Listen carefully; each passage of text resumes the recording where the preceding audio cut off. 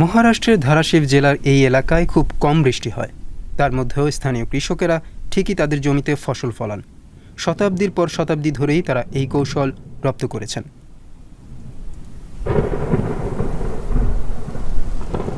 কিন্তু গত এক দশকে এখানে আচমকা ভারী বৃষ্টিপাতের প্রবণতা বেড়েছে। অতিবৃষ্টিতে পুরো ফসলই নষ্ট হয়ে যাচ্ছে। সঙ্গমিত্রা অঙ্কুশ রাও এই জেলার বামনি গ্রামে থাকেন। ৪২ বছর বয়সী এই নারীর জন্য কৃষিকাজ দিন দিন আরও বেশি অনিশ্চিত হয়ে পড়ছে। আমরা আগে মে মাসে বীজ বপন করতাম, কারণ বৃষ্টি আগে জুন মাসে হতো। কিন্তু প্রতি বছর তা বদলে যাচ্ছে। মে মাসে বৃষ্টির কারণে বীজ বপনে ব্যাঘাত ঘটবে এমনটা ভাবিনি। আমরা বুঝতেই পারি না কখন কি করতে হবে। এখন বীজ বপন শেষ করেছি, কিন্তু বৃষ্টির দেখা নেই। আখ এবং সয়াবিন এই অঞ্চলের সবচেয়ে গুরুত্বপূর্ণ ফসল, যেগুলো চাষের জন্য যথাযথ আবহাওয়া প্রয়োজন।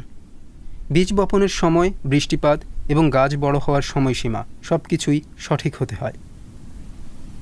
অনিশ্চিত আবহাওয়ার কারণে সঙ্গমিত্রার বাবা বারবার ক্ষতিগ্রস্ত হয়েছেন। তবে চাষ পদ্ধতিতে তার বাবার কিছু ভুল ছিল বলেও তিনি মনে করেন।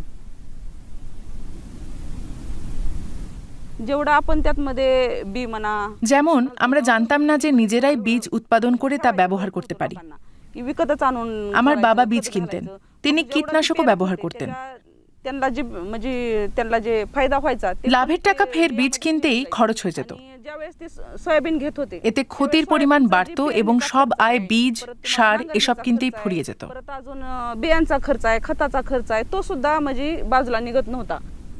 কিছুদিন আগে সঙ্গমিত্রা তার বাবার খামারের দায়িত্ব নিয়েছেন।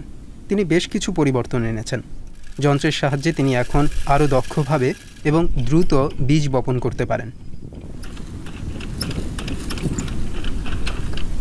ড্রিপ ইরিগেশন বা বিন্দু বিন্দু সেচ ব্যবস্থার মাধ্যমে গাছেদের জন্য প্রয়োজনীয় জল নিশ্চিত করা হয়। এতে বেশি জল দেওয়া হয় না। বৃষ্টির জল ধরে রাখার জন্য তিনি পুকুর খনন করেছেন। বাবার এক ফসলি কৃষি ছেড়ে বহু ফসলি কৃষি বেছে নিয়েছেন।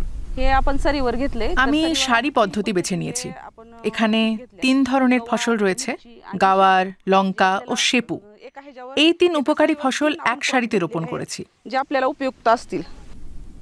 ২ বছর আগে অতিবৃষ্টিতে সয়াবিনের ফলন নষ্ট হয়ে গিয়েছিল, কিন্তু অন্যান্য ফসলের কারণে তিনি ক্ষতি কাটিয়ে উঠতে পেরেছিলেন। সঙ্গমিত্রা জমিতে কীটনাশক ব্যবহার করেন না, বরং নিজেই প্রয়োজনীয় সার তৈরি করেন।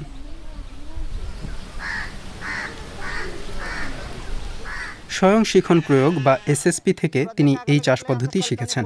স্থানীয় সংগঠনটি ২০ বছরেরও বেশি সময় ধরে নারী অধিকার রক্ষায় কাজ করে আসছে। তাদের কয়েক সপ্তাহব্যাপী কর্মশালায় নারীরা পরিবেশ বান্ধব কৃষির মৌলিক বিষয়গুলো শেখেন। চিরাচরিত এই কৃষি পদ্ধতিতে আবহাওয়ার পূর্বাভাসের জন্য কৃষকেরা প্রাণীদের আচরণের উপর নির্ভর করেন। পাখি গাছের উঁচুতে বাসা বাঁধলে এর অর্থ কম বৃষ্টি হবে।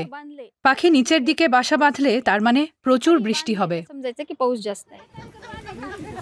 এছাড়াও নারীরা অর্থনীতির প্রাথমিক জ্ঞানও পেয়ে থাকেন, যা তাদের অধিকাংশেরই নেই।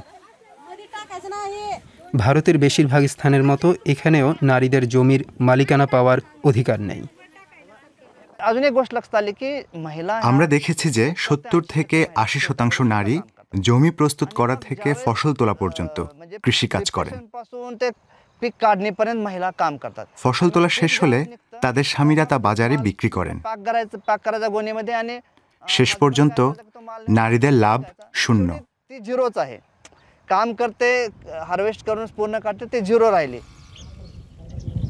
নারীরা যাতে পরিবারের কাছ থেকে নিজেদের নামে জমি পেতে পারে সে ব্যাপারে এসএসপি সাহায্য করে আসছে।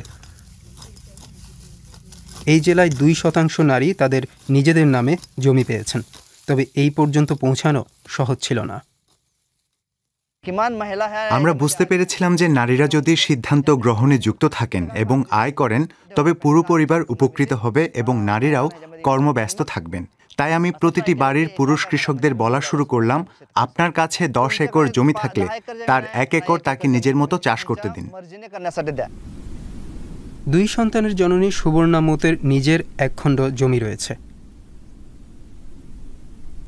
তার স্বামী একটি দুর্ঘটনায় মারা যান।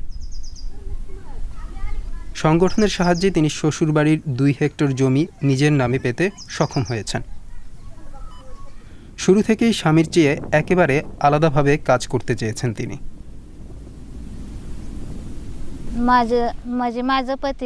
আমার স্বামী সয়াবিন এবং আখ চাষ করত। এই চাষে প্রচুর রাসায়নিক কীটনাশক এবং প্রচুর জলেরও প্রয়োজন হতো।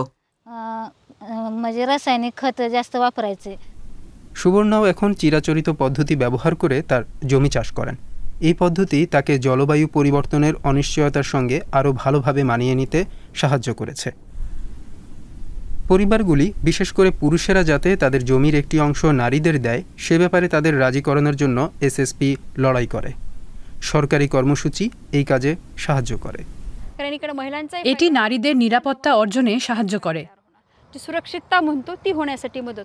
অন্যদিকে পুরুষ কৃষকেরাও বুঝতে পারেন যে স্ত্রীদের জমির অধিকার দিলে তারা নিজেরাও উপকৃত হবেন এবং ফসলের বীমা পাবেন। এসএসপির কারণে এই অঞ্চলের 16,000-এরও বেশি নারী নিজেদের নামে জমি পেয়েছেন।